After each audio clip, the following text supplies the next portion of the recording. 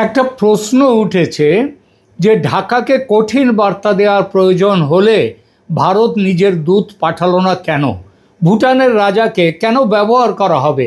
প্রথম কারণ, ভুটানের রাজা দক্ষিণ এশিয়ার সবচেয়ে গ্রহণযোগ্য রাষ্ট্রপ্রধানদের একজন। ভারতের সঙ্গে তার গভীর আস্থার সম্পর্ক রয়েছে।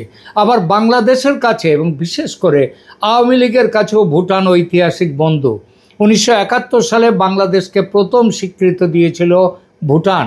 ভারতীয় দূত কঠিন কথা বললে ঢাকা অভিযোগ করতে পারত দিল্লি বাংলাদেশের ওপর হুকুম চালাচ্ছে, কিন্তু ভুটানের রাজা একই কথা বললে সেটি চাপ নয়, বরং বন্ধুর সতর্কতা হিসেবে শোনায়।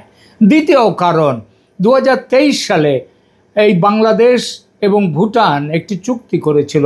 সেই চুক্তি অনুযায়ী বাংলাদেশের 3টি বন্দর এবং বাংলাদেশের ভূখণ্ড দিয়ে ভারতের ওপর দিয়ে ভুটানের সাথে ব্যবসায়িক যোগাযোগ করা যাবে। এবং এই কারণটিকে, এটা একটা কূটনৈতিক গোপনীয়তা। আর একটা কারণ, তারেক রহমানের সঙ্গে সরাসরি বৈঠক হলে প্রশ্ন উঠত, 1 ঘন্টার যাত্রা বিরতিতে বাংলাদেশের প্রধানমন্ত্রীকে হঠাৎ কেন ডাকা হলো? রাষ্ট্রপতির সঙ্গে সৌজন্য সাক্ষাৎ সেই প্রশ্নের নিরাপদ উত্তর। 2 রাষ্ট্রপ্রধানের অভ্যর্থনা হিসেবে বিষয়টিকে সহজেই ব্যাখ্যা করা যায়। পরে রাষ্ট্রপতি উপস্থিত পররাষ্ট্রমন্ত্রী ওই বার্তা, রাজার বার্তাটি প্রধানমন্ত্রীকে পৌঁছে দিতে পারেন। তৃতীয় কারণ, ভারত বাংলাদেশ সংঘাত হলে ভুটানেরও বিপদ।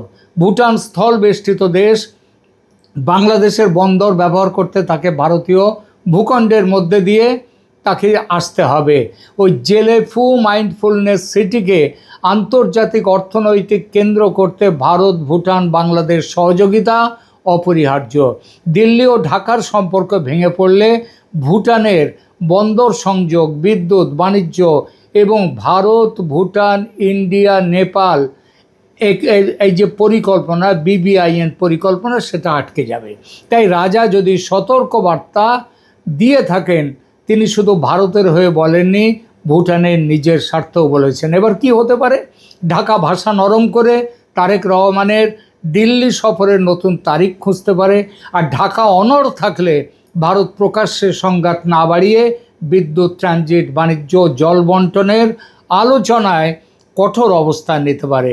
ভুটানের রাজা ভারতের আনুষ্ঠানিক দূত ছিলেন, এটি এখনও আমরা বলছি না, কিন্তু সম্ভবত তিনি ঢাকা ও দিল্লির মাঝখানে শেষ বন্ধুত্বপূর্ণ সেতুটির কাজ করেছেন। এখন দেখার, তারেক সেই সেতু ব্যবহার করবেন নাকি নিজেই সেটা ভেঙে ফেলবেন।